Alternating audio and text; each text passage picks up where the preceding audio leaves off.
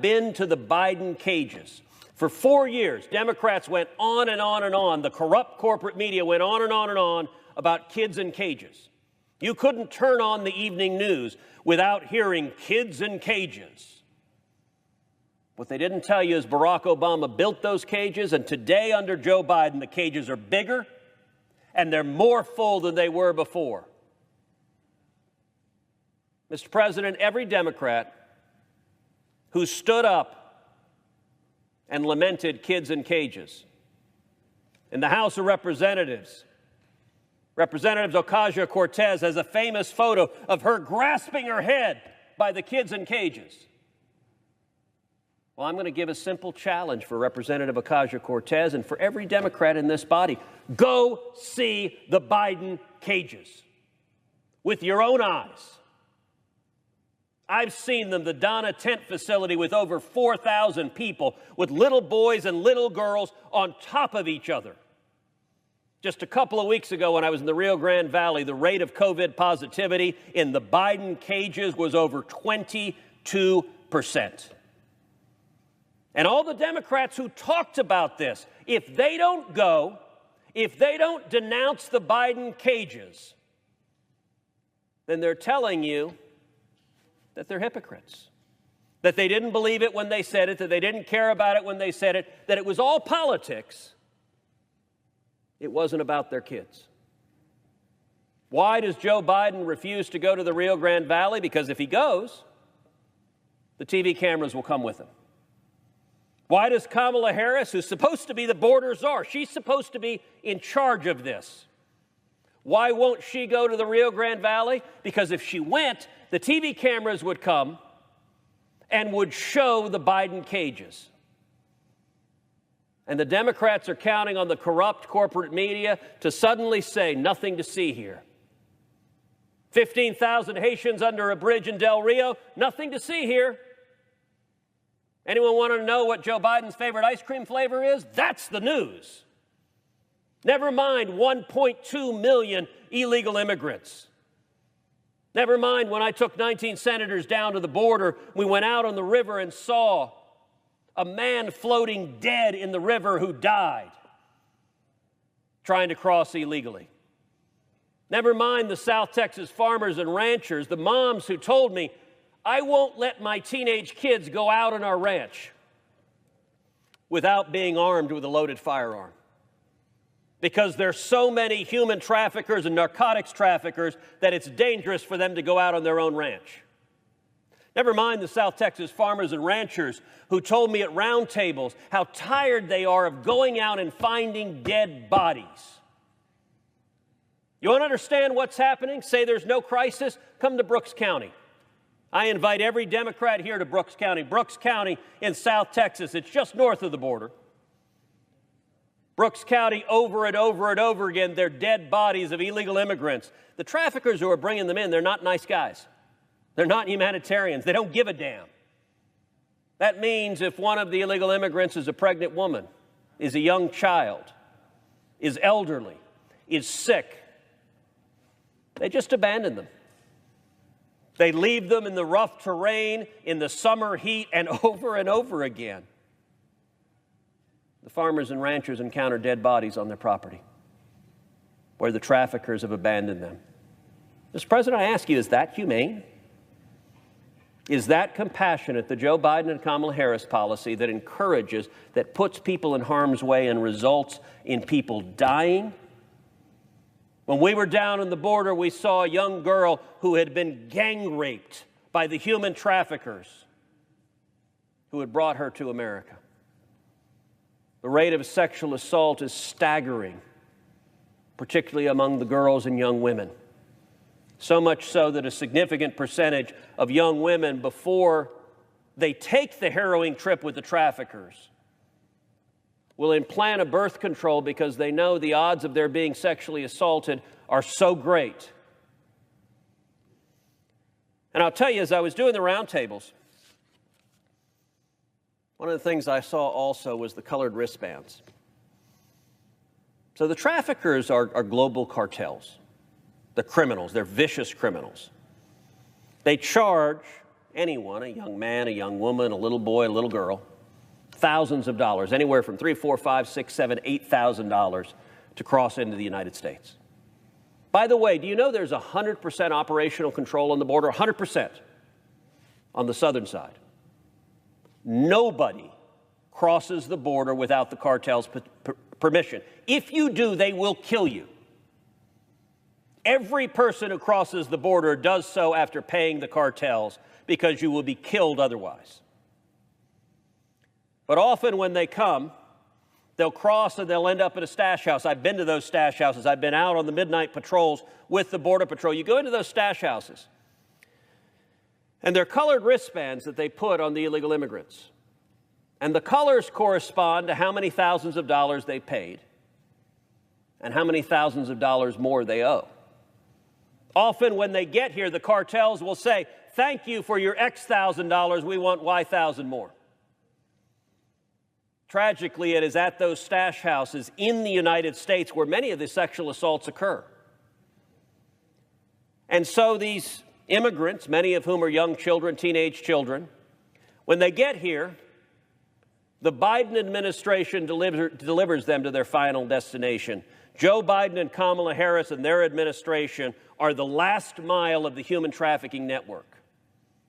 But for the 14, 15-year-old boy who arrives in Atlanta, who arrives in New York, who arrives in Detroit, who arrives in Nashville, many of those 14 and 15-year-old boys owe thousands of dollars to the cartels, which means they arrive in your city. You might think Georgia is not a border state, but when teenagers are arriving in Atlanta, owing thousands of dollars to the cartels, they work for the cartels. And the cartels know who their family is and where their family is, and they risk their mother or father being murdered if they don't work for the cartels to pay off the cartels. The young women have it even worse. There are teenage girls who make the decision, I want to come to America, I want to come to the promised land. We've been a beacon of hope to millions throughout our history. They don't realize they are stepping into hell on earth. When the traffickers take them and then take them to a cartel facility in whatever city they end up in, where many of those teenage girls, still owing thousands of dollars to the cartels, have to work to pay off that debt by forced prostitution. Young girls forced into a life of sex slavery because the alternative is murder at the hand of the cartels. This is happening. The fact that Joe Biden doesn't want to talk about it, the fact that Kamala Harris claims it's not happening, the fact that the corrupt corporate media ignores it, it doesn't stop the fact that hundreds of thousands of people are suffering. Mr. President, you and I are on the Senate Judiciary Committee. We've had 4 hearings in the Democrat-controlled Judiciary Committee on amnesty. In case the American people missed it, we get the Democrats want amnesty for every illegal alien. That is not lost on anybody. We haven't had a single hearing on the humanitarian crisis at the border. We haven't had a single hearing on the Biden CAGES. Is it really the case that no Democrat in this chamber cares about the children being assaulted, cares about the children catching COVID, cares about the illegal immigrants being released by Joe Biden and Kamala Harris with COVID into our communities? I get politically this is an inconvenient topic to discuss. It's not the political narrative Democrats want to address. But every Democrat in this body needs to ask, did you believe one word of the rhetoric you said during the Trump administration? Or was it all politics? And by the way, I saw the kids in cages, and I went to them directly when Obama was president. I saw them when Trump was president. I saw them when Biden was president. The difference last year is we had the lowest numbers in 45 years. We were fixing the problem last year by enforcing the law. Joe Biden has created this crisis through political decisions. Make one final point, Mr. President. Right now, 10 to 15,000 Haitian illegal immigrants under a bridge in Del Rio, Texas. It's easy for Democrats to say, well, that's not my problem. It's easy for Democrats to say, I've never been to Del Rio. What do I care about those folks in South Texas? I ask you, Mr. President, how would this issue be different if those illegal immigrants, if their point of entry was Martha's Vineyard? How would this issue be different if their point of entry was Silicon Valley? Perhaps right outside the headquarters of Google. 15,000 illegal immigrants under bridges. The corrupt corporate media doesn't care. The Democrats, I hope, will demonstrate that they do. And I'll tell you this, the American people care. What is happening in our southern border is wrong, and it needs to end. I yield the floor.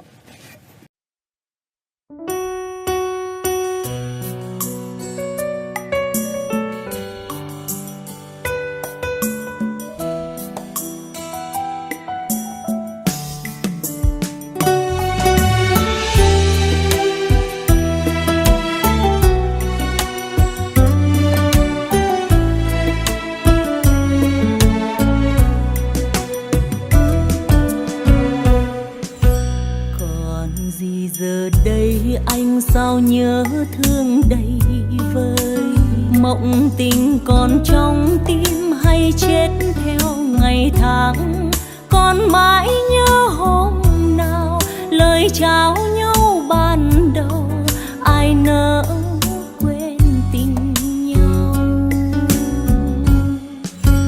Đời còn gì vui hơn trong phút giây được yêu, đời còn gì đau thương khi lắng nghe tình vỡ.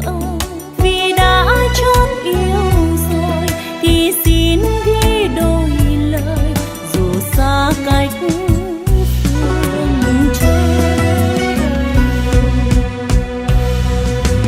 Ôi bao năm đã cách biệt, anh ra đi vì đất Việt, thì dù xa xôi em nhớ rằng đừng tối sầu, làng thôn êm ấm lúc anh về đẹp tình nhau.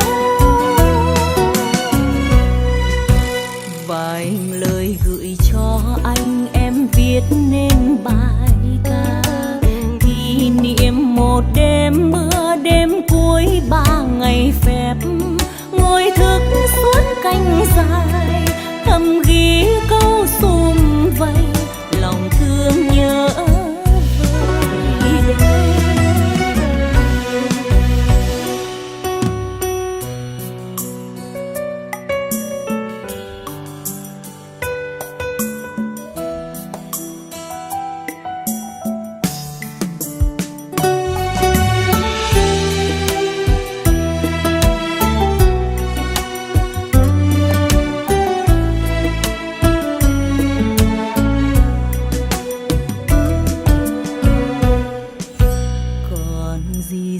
đây. Anh sao nhớ thương đầy vơi, mộng tình còn trong tim hay chết theo ngày tháng, còn mãi nhớ hôm nào lời chào nhau ban đầu, ai nỡ quên tình nhau. Đời còn gì vui hơn trong phút giây được yêu, đời còn gì đau thương khi lắng nghe tình vỡ. Vì đã chót yêu rồi thì xin ghi đôi lời, dù xa cách phương trời. Ôi bao năm đã cách biệt, anh ra đi